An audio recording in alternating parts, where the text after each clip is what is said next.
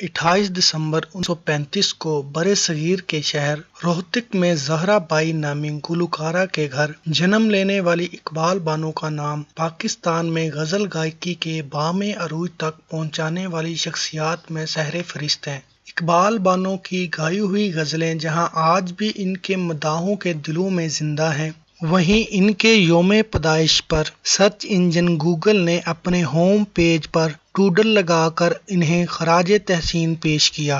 इकबाल बानो की गायकी अपने अहद के दूसरे गुलकारों से कैसे मुनफरद थी, इस बारे में आर्ट्स और कल्चर के लिखारी पीरजादा सुलेमान कहते हैं, इनकी गायकी बिल्कुल मुनफरिद थी और इसके दो सबब हैं। एक तो हमारे यहाँ जनाना आवाज का जो तस्वर है, इकबाल बानो की आवाज वैसी नहीं थी। इनकी आवाज मुख्तलिफ थी, जिसमें खनक थी और बहुत ही खूबसूरत थी। दूसरा, वो सीखी हुई गुलकारा थी। उन्होंने दिल्ली में उस्ताद चांद खान से गुलकारी की तरबियत ली, जो बहुत कमाल के उस्ताद थे। ऑल इंडिया रेडियो से अपने फन का आगाज करने वाली इकबाल बानो सन 1952 में 17 साल की उम्र में पाकिस्तान आ गईं, जहां इनकी एक जमींदार घराने में शादी हुई और वो मुल्तान में आबाद हो गईं। सलमान कहते हैं, उन्होंने पहले तो अपनी आवाज से खुद को मनवाया। इकबाल बानो ने कुछ गजलें और अदबी कलाम ऐसा गाया कि इस कलाम को नया रंग दे दिया।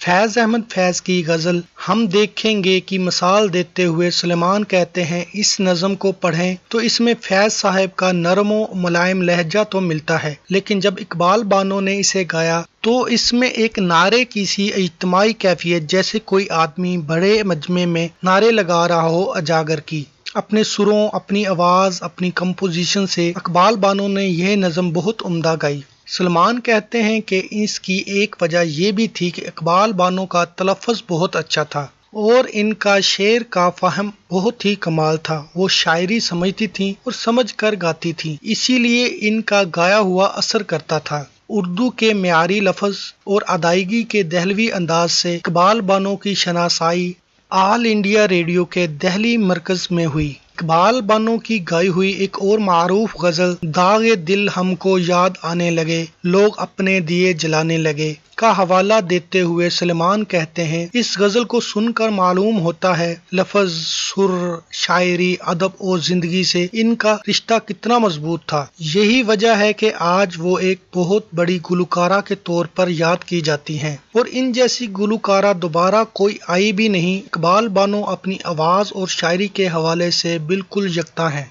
सन 1985 में जनरल ज़िया-उल हक के दौरे इक़्तिदार में पाकिस्तान में रेडियो और टेलीविज़न पर फैज़ अहमद फैज़ की शायरी पेश करने पर गैर एलानिया पाबंदी थी। लाहौर के अल-हमरा ऑडिटोरियम में इंतजामिया ने बड़ी मुश्किल से फैज़ की सालगिरह मनाने की इजाज़त दी थी, जहां इकबाल बानो को फैज़ अहमद फैज़ का कलाम गाना था। इस जमाने में ना सिर्फ फैज़ अहमद फैज़ पर पाबंदी थी, बल्कि साड़ी पहनने वाली औरतों को भी हकारत की नजरों से देखा जाता था।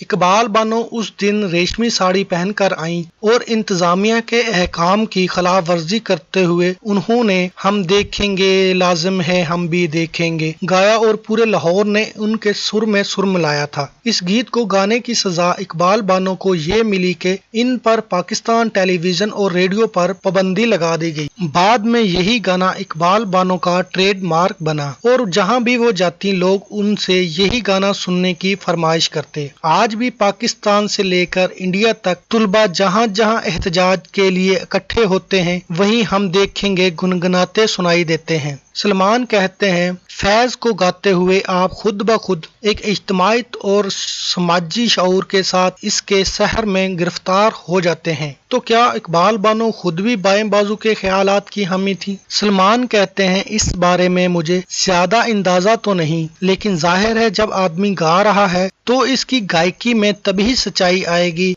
जब वो इन ख्यालात को कहीं ना कहीं मानता होगा। फिल्म इंडस्ट्री में एक प्लेबैक सिंगर के तौर पर इन्हें मुतारफ करवाने का सहरा हिदायतकार अनवर कमाल पाशा को जाता है। پیرزادہ سلیمان کا کہنا ہے کہ اگرچہ اقبال بانو کلاسیکی موسیقی میں تربیت یافتہ تھیں، لیکن ان کا رجحان نیم کلاسیکل گائیکی اور غزل وغیرہ کی طرف زیادہ تھا۔ ہدایت کار خلیل کیسر کی فلم ناگن میں اگرچہ موسیقار صفدر نے ان کے لیے خاص طور پر نیم کلاسیکی دھنیں تیار کی اور ان کا گایا ہوا گیت زبان زدے خاص و عام ہو گیا، اب کے ساون تو سجن گھر آ جا، لیکن اقبال بانو نے جلد ہی پلے بیک گلوکاری سے کنارہ کشی کر لی اور اپنے فن کو محض نیم کلاسیکی محفلوں تک محدود کر لیا۔ سن 1974 میں اقبال بانو کو صدارتی تمغہ برائے حسن کارکردگی سے نوازا گیا۔ پیرزادہ سلیمان کہتے ہیں، اب گوگل ڈوڈل نے اقبال بانو کو آپ کے سامنے لا کھڑا کر دیا ہے، تو سوشل میڈیا پر لوگ اقبال بانو کے بارے میں بات کرنے لگے ہیں۔ اس سے امید تو یہی ہے کہ ہمارے نوجوان بھی ماضی کے فنکاروں اور ان کے کام کی طرف دوبارہ رجوع کریں گے۔